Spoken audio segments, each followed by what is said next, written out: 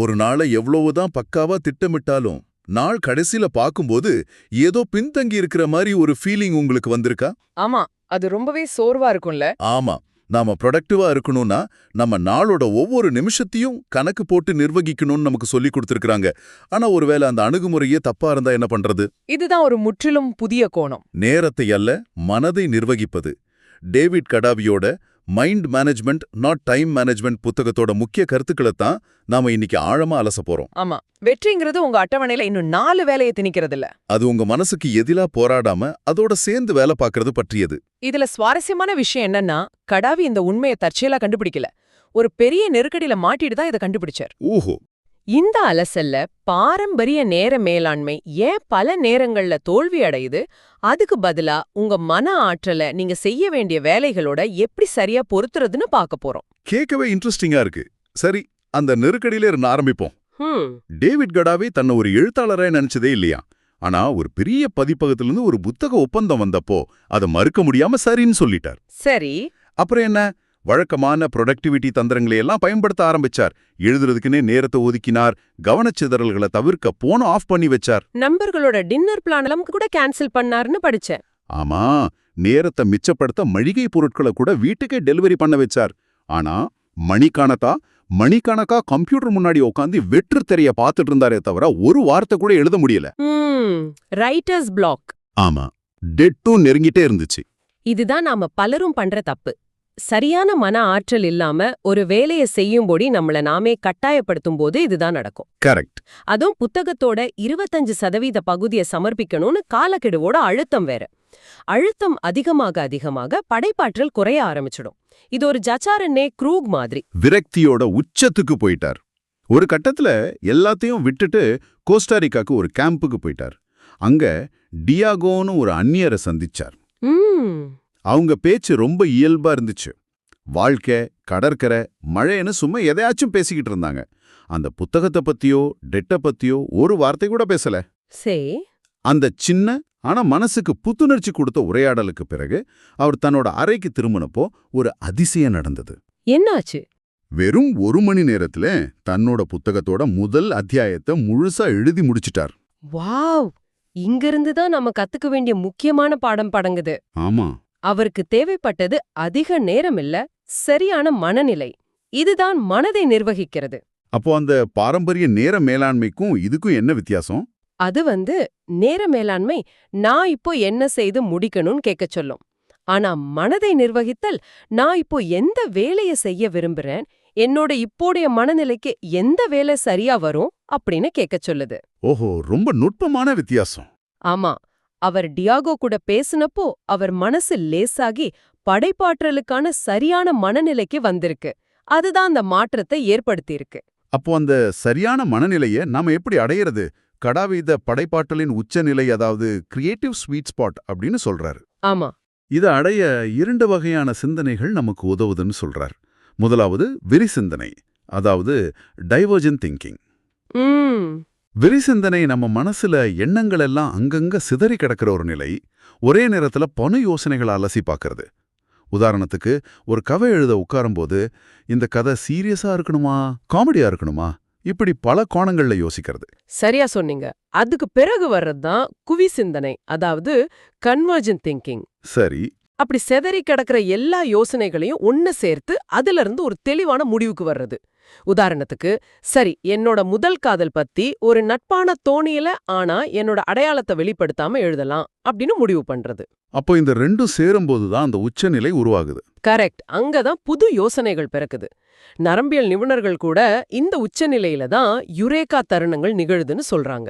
திடீர்னு ஒரு பாட்டுக்கு சரியான வார்த்தைகள் கிடைக்கிற மாதிரி. ஆமா, இல்ல ஒரு பிரச்சனைக்கு சட்டுன்னு ஒரு தீர்வு கிடைக்கிறதெல்லாம் இந்த நிலையில தான். ஆனா இது உங்க மனநிலையை மட்டும் பொறுத்ததில்ல, உங்க ஆற்றல் மட்டங்களையும் பொறுத்தது. ஆற்றல் மட்டங்களையா? ஆமா, நம்ம உடம்புல இருக்கிற சிர்கேடியன் ரிதம், அதாவது நம்ம தூக்கம் விழிப்பு சுழற்சி, அப்புறம் உறக்க கடன், அதாவது ஸ்லீப் டெட், இது ரெண்டும் நம்ம ஆற்றலை ரொம்பவே பாதிக்குது. ஓ, அதனாலதான் மதியம் ஒரு 2:30 மணிக்கு அப்படி ஒரு தூக்கம் வருதா? நிச்சயமா. அந்த நேரத்துல தான் உங்க உறக்க கடனும் சிர்கேடியன் ரிதமும் சந்திக்குது. அதனால உடம்பு சோர்வடையுது. அப்போ அந்த தூக்க கலக்கத்தை எதிர்த்து போராடுவதை விட ஒரு சின்ன பிரேக் எடுக்கிறது நல்லதா? அதுதான் சரி.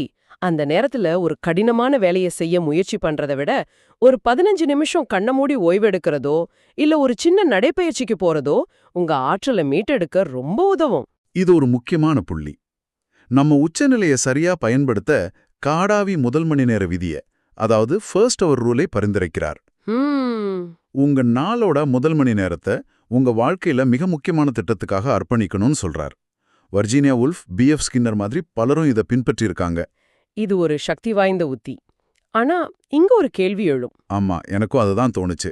இது எழுத்தாளர்கள், கலைஞர்களுக்கு பொருந்தலாம். ஆனா காலையில 9 மணிக்கு ஆபீஸ் போக வேண்டிய, குழந்தைங்களை பள்ளிக்கு அனுப்ப வேண்டிய ஒருத்தருக்கு இது எந்த அளவுக்கு சாத்தியம்? நல்ல கேள்வி. முதல் மணி நேரம்ங்கிறது நீங்க காலையில எழுந்ததும் வர்ற முதல் மணி நேரமா இருக்கணும்னு அவசியம் இல்ல. அப்படியா? உங்க வேலை நாளோட முதல் மணி நேரமா இருக்கலாம். ஆபீஸ்க்கு கொஞ்சம் சீக்கிரமா போய் மத்தவங்க வர்றதுக்கு முன்னாடி அந்த முக்கியமான வேலைய ஒரு 30 நிமிஷம் பண்றது கூட இந்த விதியை பின்பற்றது மாதிரி தான். ஆமா, அப்போ எந்த டிஸ்டர்பன்ஸும் இருக்காது. கரெக்ட். தள்ளி போடுற பழக்கம் குறையுது. நாள் முழுக்க வர மீட்டிங், ஃபோன் கால்ஸ்னு எதுவும் அந்த முக்கியமான வேலையை பாதிக்காது. சரி, கடாவியோட கதை சரியான மனநிலை எவ்வளோ முக்கியம்னு காட்டுது. ஆனா ஒரு யோசனை வர்றது மட்டும் போதாதே, அது ஒரு முழுமையான படைப்பா மாத்துறதுக்கு ஒரு செயல்முறை இருக்கணும் இல்லையா? ஆமா, அதுக்குதான் சமூக உளவியலாளர் கிராஹம் வாலஸ் ஒரு கட்டமைப்பை விளக்குறாரு. சொல்லுங்க. அவர் படைப்பாற்றல்ங்கிறது ஒரே ஒரு தருணத்துல நடக்கிற விஷயம் இல்ல, அது 4 நிலைகளை கொண்ட ஒரு செயல்முறைன்னு சொல்றார். நிலை 1 தயாரிப்பு, அதாவது ப்ரிப்பரேஷன். தகவல்களை சேகரிக்கிற நிலை. ஆமா, உங்க திட்டம் பத்தி நீங்க ஒரு நடமாடும் கலைக்களஞ்சியம் மாதிரி ஆகணும். கடாவி தன்னோட புத்தகத்துக்காக எழுதும்போது சில நாட்கள் முழுக்க அவர் எழுதவே மாட்டாராம். ஓஹோ. அவர் ரூம்ல புத்தகங்கள், செய்தித்தாள்கள்னு குவிஞ்சிருக்கும். எல்லாத்தையும் படிச்சு தகவல்களை உள்வாங்கிக்கிட்டே இருப்பார். சரி, அப்போ அடுத்த நிலை என்ன? 2வது நிலை அடைகாத்தல், இன்குபேஷன். இது ரொம்ப முக்கியமான, ஆனா நாம அடிக்கடி புறக்கணிக்கிற ஒரு நிலை. விலகி இருக்கிறது. ஆமா, உங்க திட்டத்திலிருந்து கொஞ்ச காலம் நீங்க விலகி இருக்கிறது, ஓய்வெடுக்கிறது, நண்பர்களோட நேரத்தை செலவிடுறது, இல்லனா சுத்தமா சம்பந்தமே இல்லாத வேறொரு வேலையை செய்யறது. ஆமா, இடைவிடாம உழைச்சாதான் ப்ரொடக்டிவ்னு ஒரு பிம்பம் இருக்கு. உண்மைதான். ஆனா மனம் ஓய்வெடுக்கும் போதுதான் ஆழ்மனதில் இருக்கிற யோசனைகள் வெளிவர வாய்ப்பு கிடைக்குது. எனக்கு கூட இது நடந்திருக்கு. அப்படியா?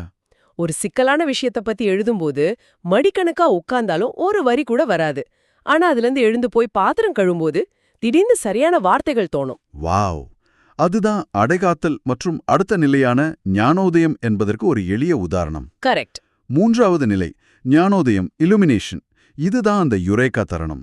திடீர்னு மின்னல் மாதிரி ஒரு யோசனை தோன்றும். எஸ்டர்டே பாட்டோட மெட்டை ஒரு கனவுல கேட்டதா சொல்றது இதுக்கு ஒரு சிறந்த உதாரணம். ஆமா, அவர் விழிச்சதும் அந்த மெட்டு மறந்து போறதுக்குள்ள பியானோல அதை வாசிச்சார். சரியா சொன்னீங்க. ஆனா அதோட வேலை முடிஞ்சிடல. 4வது நிலை சரிபார்த்தல், வெரிஃபிகேஷன். அந்த யோசனைய மதிப்பீடு செய்யற நிலை. ஆமா, அந்த திடீர் யோசனைய விமர்சன ரீதியா மதிப்பீடு செய்யறது. அந்த மெட்டு தன்னுடையது தானா இல்ல எங்கேயாச்சும் தற்செயலாக கேட்டதான்னு உறுதி செய்ய பால் மெக்கார்ட்னி 1.5 வருஷம் எடுத்துக்கிட்டாராமா. 1.5 வருஷமா? ஆமா, அந்த நேரத்துல அவர் பாடல் வரிகளையும் இசையையும் செம்மைப்படுத்தினார். ஒரு திடீர் யோசனை ஒரு தலைசிறந்த படைப்பா மாறுறதுக்கு இந்த சரிபார்த்தல் நிலை ரொம்ப அவசியம். ஆகா, ஒரு தலைசிறந்த படைப்பை உருவாக்க இந்த 4 நிலைகளையும் நாம மதிக்கணும். எதையும் தவிர்க்க முடியாது. சரி, இந்த நிலைகளை நம்ம அன்றாட வாழ்க்கையில எப்படி நிர்வகிக்கிறது?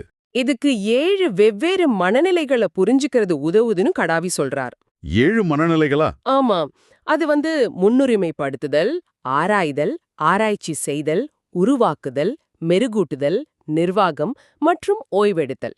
இந்த ஒவ்வொரு மனநிலைக்கும் ஒவ்வொரு வகையான ஆற்றல் தேவை. இதுல நீங்க ஆராய்தல் மற்றும் ஆராய்ச்சி செய்தல் அப்படின்னு 2 குறிப்பிட்டீங்க. கேட்கறதுக்கு 2 ஒண்ணு போலவே தெரியுது. அதுங்களுக்கு என்ன வித்தியாசம்? நல்ல கேள்வி. ஆராய்தல்ங்கிறது ஒரு இலக்கில்லாம உங்க ஆர்வத்தோட போக்குல போறது. ஒரு புது இசையை கேட்கறது மாதிரி. எந்த விதமான எதிர்பார்ப்பும் இல்லாம புது விஷயங்களை தெரிஞ்சுக்கிறது. ஓகே. ஆனா ஆராய்ச்சி செய்தல்ங்கிறது ஒரு குறிப்பிட்ட கேள்விக்கு விடை தேடுறது. இந்த இசையை உருவாக்க என்ன கருவிகள் பயன்படுத்தப்பட்டன அப்படின்னு தேடுறது மாதிரி. ஒன்னு பறந்து விரிஞ்சது, இன்னொன்னு குறிப்பானது. அருமையான விளக்கம். இந்த மனநிலைகளை ஒரு படைப்புச் சுழற்சி மூலமா நிர்வகிக்கலான்னு சொல்றீங்க. அது எப்படின்னு கொஞ்சம் விளக்க முடியுமா? கட்டாயமா. படைப்புச் சுழற்சிங்கிறது வேலைக்கும் ஓய்வுக்கும் இடையிலான ஒரு தொடர்ச்சியான தாளம். இது ஒவ்வொருத்தருக்கும் ஒவ்வொரு மாதிரி இருக்கும்.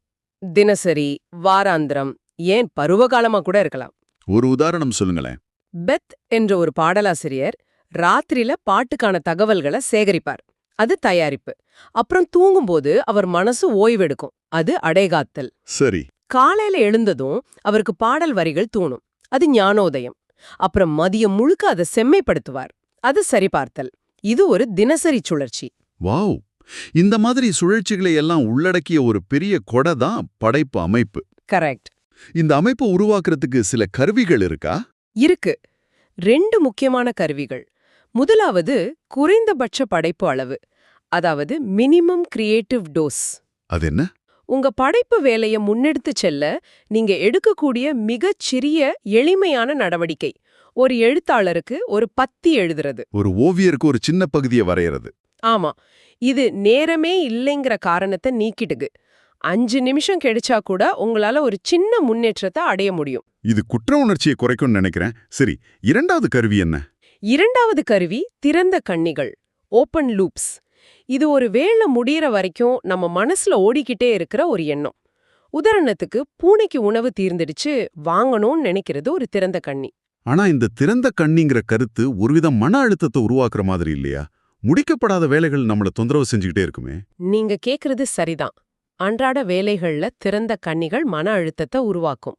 அதனாலதான் செய்ய வேண்டிய வேலைகளை ஒரு பட்டியல்ல எழுதி வைக்க சொல்றாங்க. சரி. ஆனா படைப்பாற்றலுக்கு இது ஒரு நன்மை பயக்கும் கருவி. நீங்க ஒரு பத்தி எழுதும்போது அது ஒரு திறந்த கண்ணிய உருவாக்குது. அதுக்கப்புறம் நீங்க வேற வேலை செஞ்சாலும் உங்க ஆழ் மனசு அந்த புத்தகத்தை பத்தியே சிந்திச்சுக்கிட்டு இருக்கும். ஓ, அப்படியா? ஆமா, குளிக்கும்போது, நடக்கும்போது திடீர்னு அது சம்பந்தமா ஒரு யோசனை வரும். அடுத்த நாள் நீங்க எழுத உட்காரும்போது அந்த வேலையை தொடர இது உங்களை தூண்டும். இது வேகத்தை தக்க வைக்க உதவுது. அப்போ படைப்பு வேலைகள்ல மட்டும் இந்த திறந்த கண்ணிகளை அனுமதிக்கலான்னு சொல்றீங்க. ரொம்ப ஆழமான கருத்து. சரி, இன்றைய இந்த விரிவான அலசல்ல இருந்து நீங்க கத்துக்கிட்ட முக்கியமான விஷயங்களை ஒரு முறை தொகுத்து பார்க்கலாம். முதலாவதா, நேர மேலாண்மையை விட மனதை நிர்வகிப்பதுதான் முக்கியம். உங்க மனநிலைக்கேத்த மாதிரி உங்க வேலைகளை பொறுத்துங்க. இரண்டாவதா, விரிச்சிந்தனை மற்றும் குவிச்சிந்தனை மூலமா உங்க படைப்பாற்றலின் உச்ச நிலையை கண்டுபிடிங்க. ஆமா. மூன்றாவதா, படைப்பாற்றலோட 4 நிலைகளையும் தயாரிப்பு, அடைகாத்தல், ஞானோதயம், சரிபார்த்தல் மதிக்கணும். முக்கியமா அந்த அடைகாத்தல் நிலைய. கரெக்ட். இறுதியா 7 மனநிலைகளை பயன்படுத்தி குறைந்தபட்ச படைப்பு அளவு மாதிரி கருவிகளோட உங்களுக்கான ஒரு படைப்பு அமைப்பை உருவாக்குங்க. இன்றைய வேகமான உலகத்துல எல்லோரும் குறைஞ்ச நேரத்துல அதிகமா சாதிக்கணும்னு நினைக்கிறாங்க. ஆனா சில நேரங்கள்ல மெதுவா செயல்பட்டு அந்த செயல்முறையை ரசிக்கிறதுல ஒரு தனித்துவமான மகிழ்ச்சி இருக்கு. ஆமா, பழமொழி சொல்ற மாதிரி பொறுத்தவர் பூமி ஆழ்வார். அதனால அவசரப்பட வேண்டாம், பயணத்தை அனுபவிங்க. உங்க படைப்பாற்றல் அதோட சொந்த வேகத்துல வெளிவரட்டும். அருமையா சொன்னீங்க. இறுதியாக உங்களுக்கான ஒரு சிந்தனை. நீங்க இப்போ வேலை செஞ்சுட்டு இருக்கிற உங்க மிக முக்கியமான திட்டத்துல நாளை காலை நீங்க செயல்படுத்தக்கூடிய அந்த குறைந்தபட்ச படைப்பளவு எதுவாக இருக்கும்? யோசிச்சு பாருங்க.